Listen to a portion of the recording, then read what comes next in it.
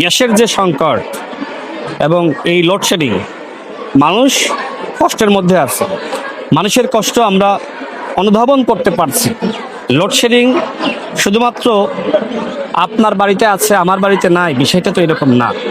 যারা বিএনপির নেতাকর্মী তারাও তো লোডশেডিংয়ের দ্বারা কষ্ট পাচ্ছে, সবাই কষ্ট পাচ্ছে। এমন না যে একজন বিএনপির নেতা, বিএনপির কর্মী, তার বাড়িতে বিদ্যুৎ আছে আর আপনার বাড়িতে বিদ্যুৎ নাই। এই যে গ্যাসের সমস্যা বা বিদ্যুতের সমস্যা বা লোডশেডিং, এটা একটি জাতীয় সংকট। 16 বছরের লুটপাট এবং ইন্টারিমের 18 মাসের অব্যবস্থাপনা। ইন্টারিমের সময় কি এই সোলার সিস্টেমের জন্য কোনো ধরনের উদ্যোগ গ্রহণ করা হয়েছে? ইন্টারিমের সময় কি আসলে নতুন গ্যাসের অনুসন্ধান বা কূপ খনন এ ব্যাপারে কোনো উদ্যোগ গ্রহণ করা হয়েছে? সরকার দায়িত্ব গ্রহণের পরে এই উদ্যোগগুলো গ্রহণ করেছে। আমি যেটা বিশ্বাস করি, যদি আমরা সবাই মিলে একসাথে কাজ করতে পারি তাহলে গ্যাস এবং বিদ্যুতের যে জাতীয় সংকট, এই সংকট খুব দ্রুত ইনশাল্লাহ সমাধান হয়ে যাবে। দেখেন, মধ্যপ্রাচ্যে যুদ্ধের কারণে জ্বালানি সংকট হলো, যে কারণে দাম সমন্বয় করা হয়েছিল। পৃথিবীর অন্যান্য দেশে দাম বাড়ানো হলেও বাংলাদেশে অনেক পরে দাম বাড়ানো হয়েছে। এবং মহেশখালীতে গ্যাসের একটি টার্মিনাল সেটি বিকল হয়ে গেছে, কারণ ওই টার্মিনাল যেভাবে তৈরি করা দরকার ছিল, আমার কাছে মনে হয় যে এটি আসলে বিগত পতিত স্বৈরাচার ওইভাবে আসলে তৈরি করতে পারেনি। অনেক ত্রুটি বিচ্যুতি ছিল, যে কারণে এটা আসলে বলা যায় যে ক্ষতিগ্রস্ত হয়েছে। এই টার্মিনালকে কিভাবে দ্রুত সময়ের মধ্যে সচল করা যায়, একটা অংশ সচল হয়েছে, বাকিটা কিভাবে সচল করা যায় সেই লক্ষ্যে যারা এই বিষয়ে বিশেষজ্ঞ তারা কাজ করছে। আমি দেশের জনগণকে বলবো যে লোডশেডিংয়ের কারণে আমরা সবাই কষ্টের মধ্যে আছি।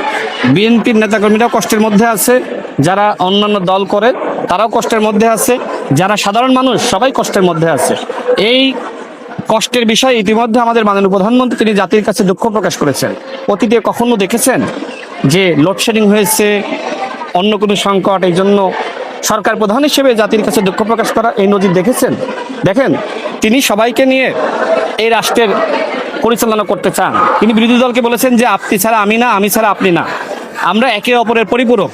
এই রাষ্ট্রের পুনর্গঠনে, রাষ্ট্রের সংস্কারে, এই রাষ্ট্রকে একটি উন্নত সমৃদ্ধ রাষ্ট্র হিসেবে গঠন করার জন্য সবাইকে একযোগে কাজ করতে হবে।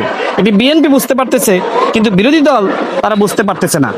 বিরোধী দলকে বলবো যে রাষ্ট্রের পুনর্গঠনে আপনাদের অনেক দায়িত্ব রয়েছে, সেই দায়িত্ব আপনারা পালন করুন। আর এই সরকার নির্বাচনের মধ্য দিয়ে দায়িত্ব পেয়েছে, অবশ্যই স্থানীয় নির্বাচনকে সামনে রেখে বিএনপির প্রস্তুতি রয়েছে।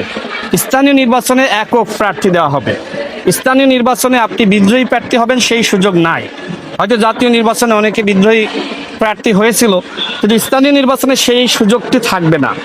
দলের পক্ষ থেকে কঠোরভাবে এই ব্যাপারে ব্যবস্থা গ্রহণ করা হবে। যারা বিদ্রোহী প্রার্থী হয়ে যারা দল মনোনীত প্রার্থীকে হারানোর জন্য কাজ করবে, যেটি জাতীয় নির্বাচনে বিভিন্ন জায়গায় হয়েছে, ইনশাল্লাহ স্থানীয় নির্বাচনে বিএনপি এককভাবেই প্রার্থী দিবে। এবং স্থানীয় নির্বাচনে আমি আশা করি যে এদেশের জনগণ বিএনপি মনোনীত প্রার্থীদেরকে ভোট দিয়ে জয়যুক্ত করবে।